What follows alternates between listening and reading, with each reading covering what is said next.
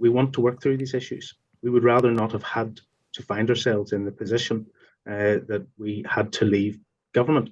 But be very clear, had we not have taken that stance, these changes that you're talking about announced yesterday would not have happened. What about the DUP? Well, we can speak to one of their number now. DUP MP for Belfast East, Gavin Robinson, joins me. Morning, Gavin. Good morning, Matt. How are you doing? I'm very good. Are you over the moon? I'm just sitting in Parliament doing my job, reading the detail that we got last night, and we will go through the process now of assessing that against our 7 tests. Have you seen anything so far which suggests that, on balance, you won't be able to support it? I think it's important to recognise where we have come from, to recognise the huge imposition that the Northern Ireland Protocol has been on Northern Ireland, the damage that it has caused to trade within our own country, the constitutional harm that it has caused for Northern Ireland's place within our union, and the democratic deficit in that we were having to abide by rules in which we had no say, neither we but Rishi Sunak's torn that up now. Rishi Sunak's got the UK government. Yeah, Rishi Sunak's got a new deal. So have you seen anything so far? I've had almost 24 hours to look at it now. Have you seen anything so far which suggests you won't be able to support it? If you hadn't interrupted me, I would have told you that that is why then yesterday I was able to recognise that there has been progress. But as you know, we have our 7 tests and we will assess them. And whilst yesterday what you got in the command paper is almost the poetry, we will be looking at the prose as well, because not just will you have the command paper and a political declaration, but this will need to be translated into legal text. And it is through that that we will be able to assess not only are the headlines beneficial or positive or something to be welcomed, but are there pitfalls contained within it? Because it's not just about the here and now.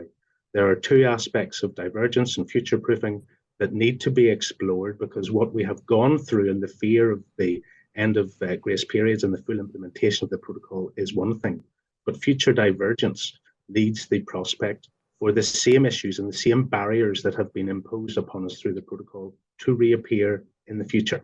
And that is something that we need to make sure does not happen. Do you accept, as a member of the DUP backed Brexit at odds actually with the people of Northern Ireland. Do you accept that the reason these problems have arisen is because you succeeded in getting Brexit?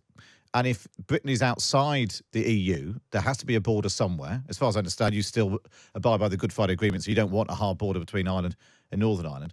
So the DUP has to accept some responsibility, doesn't it, for the fact that if we are outside the EU, there will be changes in our relationship and probably checks and paperwork and so on. And that's down to people who supported Brexit, like the DUP. Well, first of all, I would say that your comment about a hard border being against the Good Friday Agreement is superficial at best. We have never campaigned for a hard border in Northern Ireland, but don't conflate trade with security and the difficulties of the troubles of the past. I think that is mistake number 1. Secondly, it's important to recognise that Northern Ireland, as part of the United Kingdom, were involved in a democratic choice. And Brexit was a legitimate democratic choice then and has benefits to this day. How the political edifice in London and how the European Union ultimately tried to solve what they saw as the Northern Ireland problem is where we diverge. But Brexit wasn't because of the problem. How they implemented it, how they brought forward solutions which have not worked, which have constitutionally damaged Northern Ireland's place within the United Kingdom. How, for example, when they said it was to protect the Belfast Agreement, ultimately has impinged the Belfast Agreement and has led to the point where we haven't had functioning devolution in Northern Ireland. Our stance over the last 4 years since the protocol was published was to resolve these issues, to remove the impediments and get to a better place. And that work is still a work in progress. You talk about democratic choice. The people of Northern Ireland made a democratic choice last year, and they haven't had a government since because of the DUP. At some point, does the need to have ministers, elected ministers, running schools and hospitals and transport and paying out energy bill support in Northern Ireland, affecting the day-to-day lives of people in Northern Ireland, at some point, doesn't that become more important than you not getting all 7 things necessarily? We don't yet know, but possibly not ticking off all 7 things on your wish list? Well, I think it would be a mistake to denigrate the important principles that are there, not only in our 7 tests, but that underpin the Belfast Agreement. We have a political settlement in Northern Ireland that is predicated on both communities working together in reaching consensus, in delivering for people in Northern Ireland.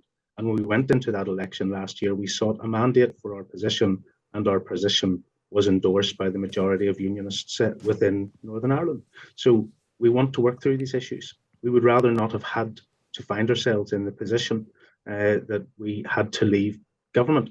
But be very clear, had we not have taken that stance, these changes that you're talking about announced yesterday would not have happened. There wouldn't have been progress on these issues. The other parties in Northern Ireland were calling for the rigorous implementation of the protocol, something that was damaging people's day-to-day lives, increasing cost, removing choice, and had at the heart of it a constitutional democratic deficit, which was ruining our position within the United Kingdom. So the principle of those issues, something we went to the polls with and had endorsed from our people, is a mandate that we are carrying through. And we want to see a resolution because we want to get to a better place. And we will take our time to go through these details, as I say, not just for today, but for the future, and ensure that future-proof is at the heart of what's being delivered yesterday. Just finally, Gavin, on a point of like what happens next, do you accept that this deal is now going to go ahead? That clearly the amount of support in the House of Commons, we haven't heard a Conservative MP raise serious issues about it. Labour and the SNP are supporting it as well. Is it the case that this is definitely going ahead? It's just a question of whether or not you go back into power sharing instalment? Well, you will have heard the Prime Minister even accept that some of the issues still need to be resolved. So you're right that what is in the deal is in the deal, and that is settled. But on an issue, for example, of veterinary medicine and the future of agri businesses in Northern Ireland is still unresolved. And the Prime Minister indicated yesterday that that's something he hopes to have resolved by 2025. So there are aspects which are positive, and I have welcomed the progress, and there are other aspects that are worthy of and will need further exploration. Gavin, people listening to this might be thinking, we've had a lot of messages in while we've been talking. Are you honestly saying you're willing to hold up there being a government in Northern Ireland for another 2 years because of rules around vets?